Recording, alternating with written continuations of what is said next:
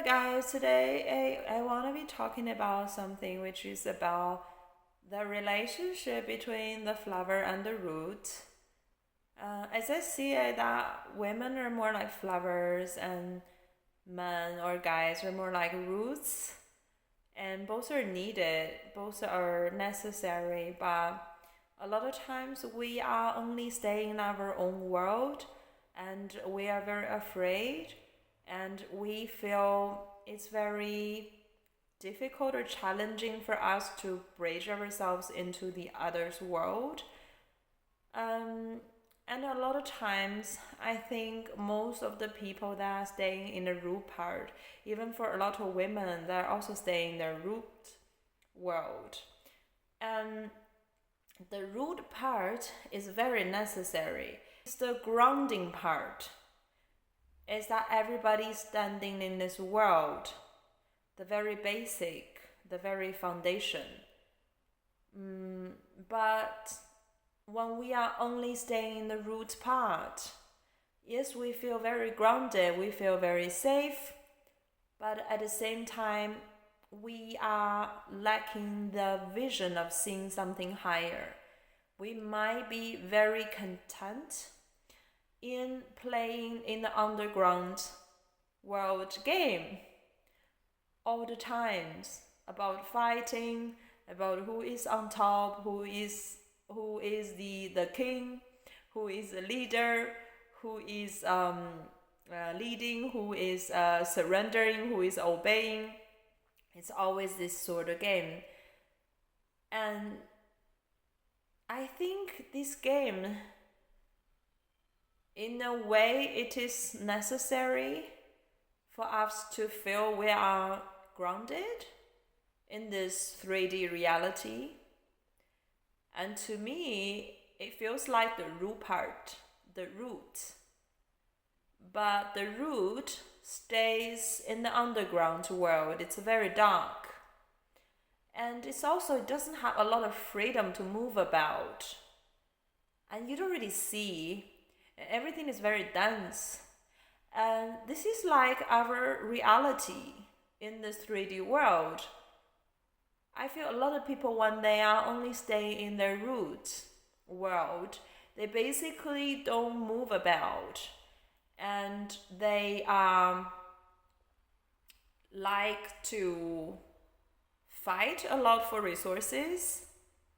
And they are having very limited mindset.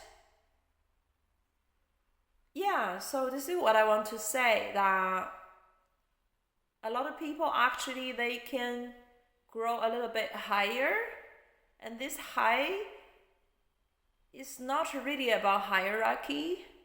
It's like you really go higher above yourself and you go out of the ground and you see something higher, and then suddenly you realize, wow, there is actually sunshine and there is actually the sky, the open air, and there's so much freedom there. And I don't actually have to fight with anybody. I'm actually just pretty happy on my own. That sort of feeling. And that is where the flower is standing. That's why that feminine energy, your own femininity, is a very powerful part. It's very important. Don't think that only the masculine energy is something powerful or authoritative. But I think that's very limiting beliefs. Actually, the very soft, supporting, gentle, feminine energy also have a lot of things that we can learn from. And it's in each one of us, right? It's just the flower part, right? If you think that flowers are not important in this world, that you cannot eat the flower, right, to survive, right? You don't have to have the flower in your life, but just imagine that if the whole world there are no flowers, right? What kind of world is it like that? So just never ignore or disrespect the feminine energy. it's very, very important in your life, just as it is, right? So when everybody, they can come to their heart and start to feel more gentle and more loving toward themselves and toward other people. And that is the time they will open this door up above themselves to go up to a different world. That is the world of the flower. And that is the time you will see how infinite the sky is, and how bright the sun is, how much light there is there above the ground.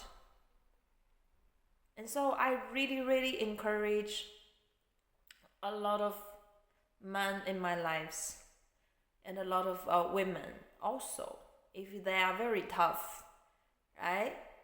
They can start to connect more with the softer side of themselves and to start to open up themselves to their feminine world.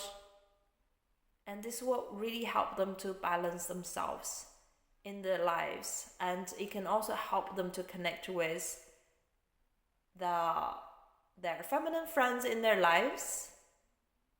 And in this way, they will really